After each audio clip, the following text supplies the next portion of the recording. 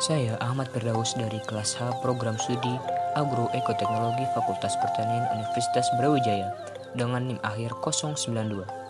Pada kesempatan ini, kita akan mengenal aset komunitas Kota Sampit Provinsi Kalimantan Tengah. Sebelum lanjut ke pembahasan aset lebih dalam, saya akan memperkenalkan terlebih dahulu Kabupaten Kota Waringin Timur, Kota Sampit Provinsi Kalimantan Tengah secara singkat. Kabupaten Kota Waringin Timur terdiri dari 17 kecamatan, 17 kelurahan, dan 168 desa dengan jumlah penduduk mencapai 408.029 jiwa dan luas wilayah 16.796 km persegi. Secara geografis, Kabupaten Kota Waringin Timur terletak di daerah Khatulistiwa. Sebelah utara berbatasan dengan Provinsi Kalimantan Barat, sebelah selatan Laut Jawa, sebelah barat Kabupaten Kota Waringin Barat, sebelah timur Kabupaten Kapuas, dan Kota Palangkaraya. Aset merupakan persediaan kekayaan dalam sebuah rumah tangga atau unit lain.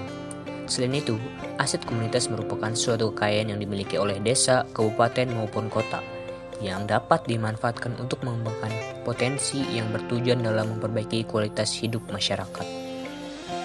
Aset komunitas terbagi menjadi 5, yang diantaranya aset alam, aset fisik, aset manusia, aset finansial, dan aset sosial. Yang pertama, aset alam. Aset alam merupakan aset yang terdapat di alam secara alami yang belum ada campur tangan oleh manusia dan dapat digunakan sebagai strategi kehidupan.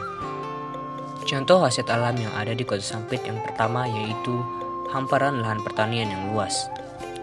Lahan pertanian ini biasanya ditanami oleh padi, jagung, kedelai, kacang tanah, kacang hijau, ubi, sawi, singkong, dan bayam. Aset alam selanjutnya yaitu sungai. Sungai merupakan salah satu sumber kehidupan bagi masyarakat di Kota Sampit. Karena sungai berfungsi sebagai sumber air yang dialiri menuju PDAM Kota Sampit. Selain itu, sungai berfungsi sebagai sarana transportasi sekaligus tempat wisata. Yang kedua, aset fisik. Aset fisik merupakan aset yang berupa infrastruktur sebagai sarana bagi masyarakat untuk meningkatkan kualitas hidup. Contoh aset fisik yang berada di Kota Sampit, Kabupaten Kota Waringin Timur yang pertama yaitu jembatan. Jembatan salah satu sarana yang berfungsi untuk menghubungkan satu tempat ke tempat yang lainnya. Selanjutnya yaitu terdapat rumah sakit. Rumah sakit merupakan institusi pelayanan kesehatan yang menyelenggarakan pelayanan kesehatan perorangan secara paripurna yang menyediakan pelayanan rawat inap, rawat jalan, dan gawat darurat. Selanjutnya, terdapat juga puskesmas.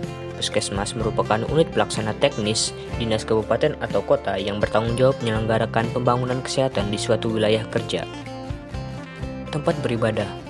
Tempat beribadah merupakan suatu tempat yang digunakan oleh umat beragama untuk beribadah menurut ajaran agama atau kepercayaan mereka masing-masing. Pasar. Pasar merupakan tempat bertemunya pembeli dan penjual untuk melakukan transaksi jual beli barang maupun jasa.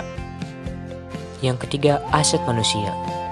Aset manusia merupakan aset yang menunjukkan kapabilitas individu yang meliputi pengetahuan, keterampilan, dan keahlian. Contoh dari aset manusia yang pertama, para petani yang mengelola sawah karena untuk mengolah lahan pertanian memerlukan pengetahuan, keterampilan, dan keahlian. Selain itu terdapat supir perahu klotok yang bekerja untuk memenuhi kebutuhan hidupnya sehari-hari. Yang keempat, aset finansial. Aset finansial merupakan aset yang mewakili unsur sumber-sumber keuangan yang ada di masyarakat, baik di desa, kabupaten, kota, maupun provinsi. Contoh dari aset finansial yang pertama, koperasi. Koperasi merupakan badan usaha yang dimiliki dan dijalankan oleh anggotanya untuk memenuhi kebutuhan bersama di bidang ekonomi, sosial, dan budaya. Selanjutnya, bank. Bank merupakan sebuah lembaga intermediasi keuangan umumnya didirikan dengan kewenangan untuk menerima simpanan uang, peminjaman uang, dan menerbitkan promes. Bank Kalteng merupakan salah satu sarana yang digunakan oleh masyarakat Kota Sampit, Kalimantan Tengah. Selanjutnya, Bulog. Bulog merupakan perusahaan umum badan urusan logistik atau disingkat Perumbulog, yang merupakan sebuah lembaga pangan di Indonesia yang mengurusi tata niaga beras. Yang kelima, aset sosial. Aset sosial merupakan aset yang menunjukkan kemampuan masyarakat dalam berinteraksi sosial dan bekerja sama untuk meningkatkan kualitas hidup. Contoh dari aset sosial yaitu interaksi yang terjadi ketika pembagian hasil panen antara pemilik lahan dan penggarap sawah lalu didistribusikan ke tengkulak. Selain itu, kegiatan interaksi jual beli yang dilakukan di pasar.